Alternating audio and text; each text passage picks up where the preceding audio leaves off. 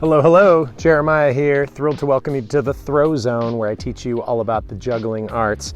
Today I'm hiking near the Columbia River and wanted to give you some tips on your reverse flat front cascade. Before I begin, I want to give a quick shout out to the good folks over there on Patreon who help support this channel, as well as Flow Toys, who has supported the creation of these videos from the very beginning. Check them out in the description below. And of course, if you want to help support the channel, help make this content possible, check out the Patreon. Often called flat fronts, sometimes vertical flats, sometimes wall plane reverse cascade in flats, whatever you call it.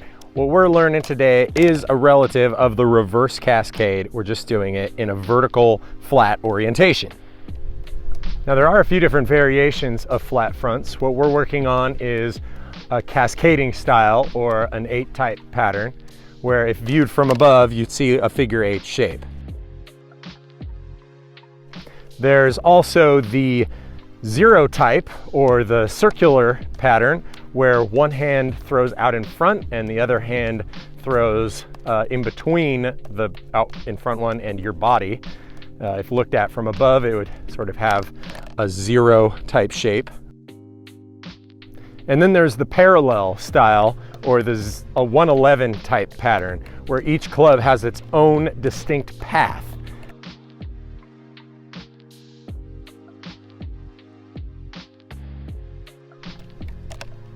Each of them have their own use and are good for different things. Today we're going to focus on the reverse cascade style one in particular, but once you've learned that, you can start working the other ones, and they're going to help you develop a lot more control on the wall plane with those vertical flats.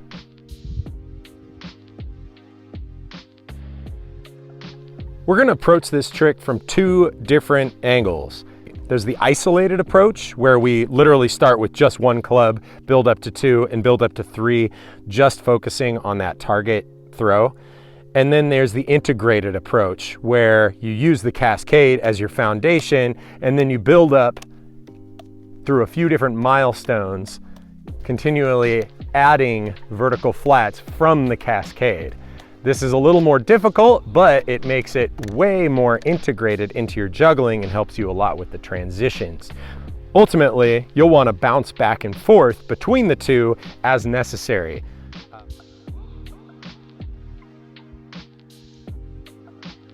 The isolated approach is pretty straightforward. You're going to throw just 1 club back and forth and really get a feel for it, right? If you can't do just 1 back and forth, then you're not going to be able to do it in pattern. Notice where I'm catching it, right about the tape, nice and close to the center of gravity of the club. Give it enough loft that you have time for other things to happen, right? This isn't just throwing it back and forth. It's imagining that there's 2 other clubs that you're going to have to deal with in here. And then the other thing to pay attention to is that every time you catch it, pull it back and throw it from the back plane to the front plane. And try and find a nice smooth transition so that you absorb the catch and then shift it before throwing it again.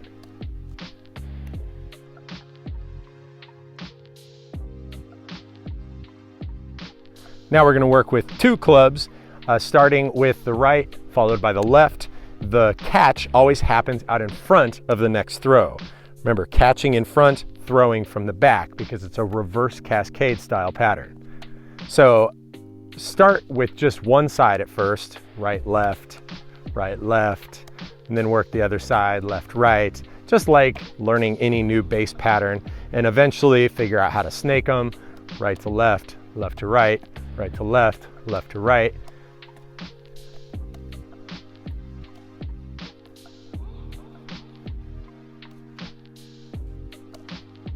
And you're going to return to this as you start using the integrated approach with the cascade as your foundational pattern. It won't hurt to start practicing throwing from 2 in 1 hand to enter the pattern. I like to use a regular grip to start this pattern, though it doesn't really matter. Either way, I think choking up on the club that's going to be the first one thrown can really help a lot. and practice collecting 2 in one hand from the pattern.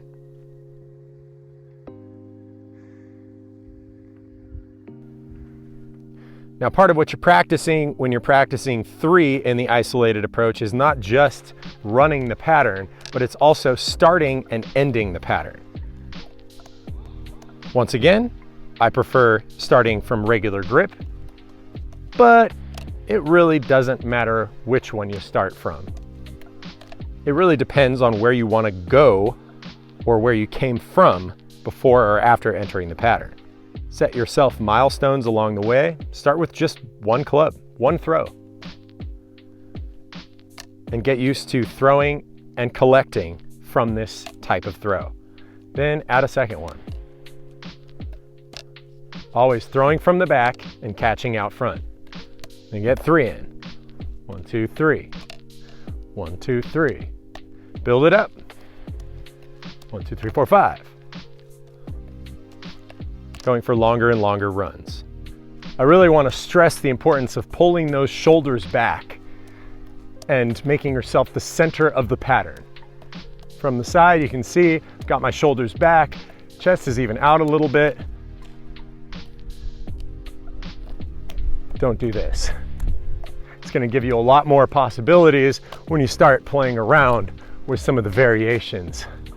You want to catch it about as far off on one side as you're throwing it from the other. You don't want to find yourself being chased forward. And that can often happen from not throwing it far enough.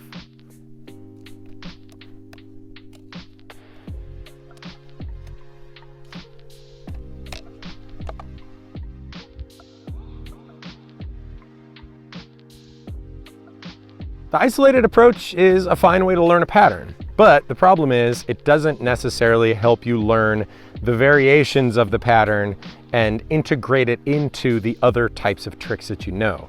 So let's now approach it from the integrated approach, using the Cascade as our foundational pattern.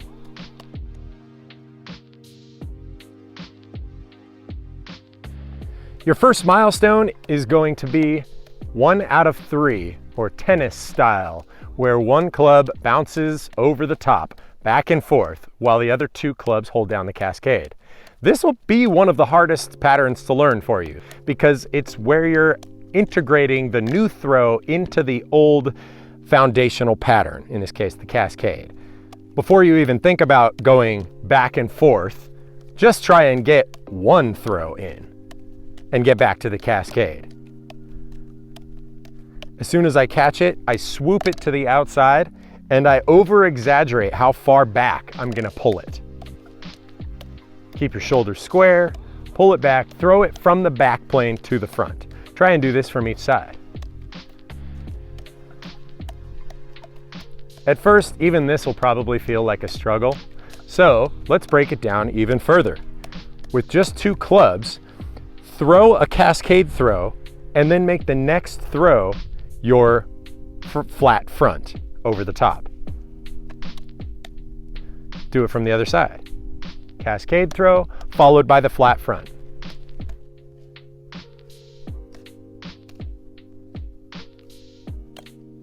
Now do it with the flat front leading, followed by the Cascade throw.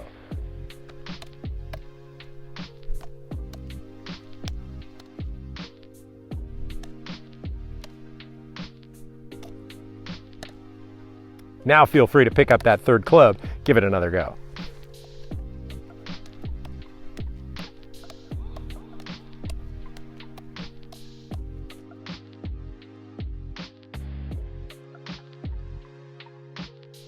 The next milestone is going to be learning half shower style, or every other throw, the 1/2.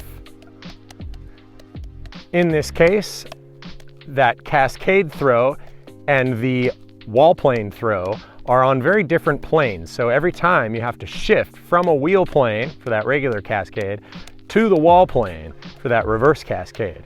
This is part of how you're going to dial in that shift, is using the half shower. Build up to it by just trying for 2 or 3 in a row. 1, 2, 3, and go back to your Cascade. Always returning to the Cascade as your foundation. 1, 2, 3. Make sure to work both sides. 1, 2, 3. Until you can run both of them continuously.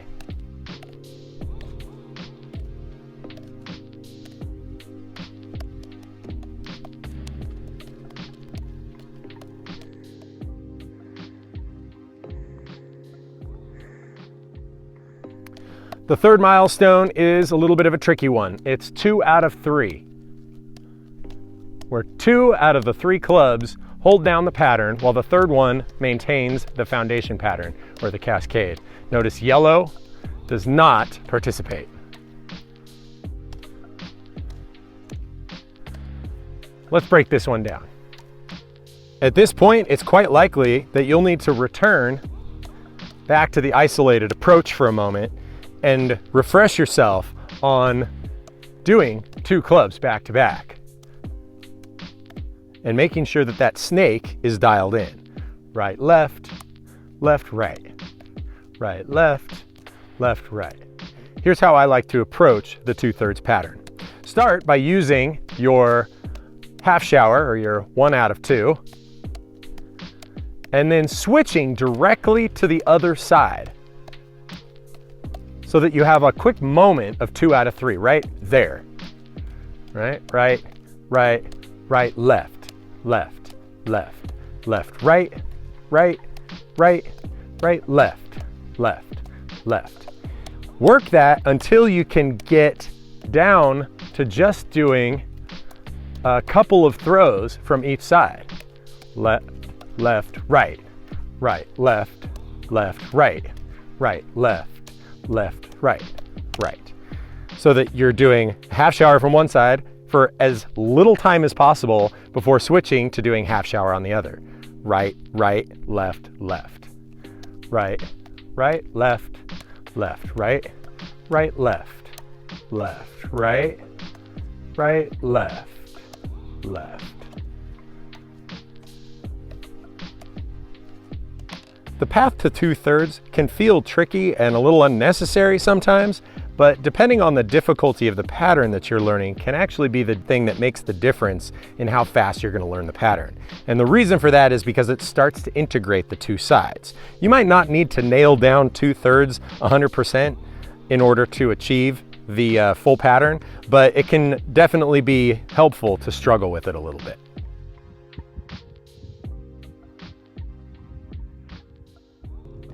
And of course, the 4th milestone is running the pattern out of the cascade continuously. Build up to it a few throws at a time, always returning back to the cascade. Because the goal of the integrated approach is, of course, to integrate it into your other existing juggling patterns. So you should be able to enter the pattern from a cascade and then return to the cascade without any trouble once you've successfully gone through the full integrated approach.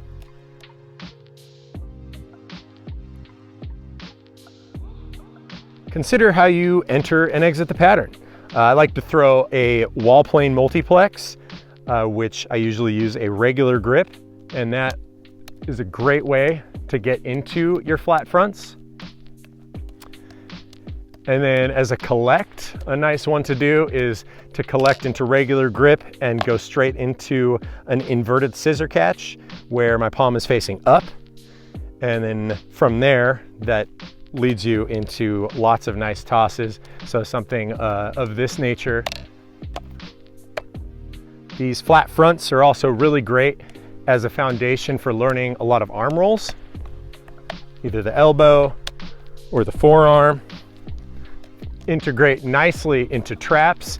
You can trap straight out of it and go straight back into the reverse cascade.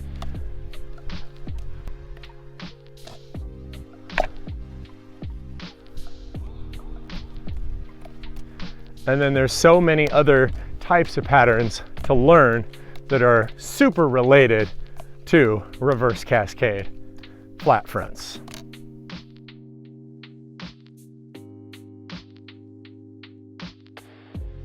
This pattern can really become the foundation for a lot of other juggling patterns. not to mention the other variations of flat fronts. So this opens the door to then starting to work on the 0 type pattern, where the right hand is always out in front, and then also working the left hand always out in front.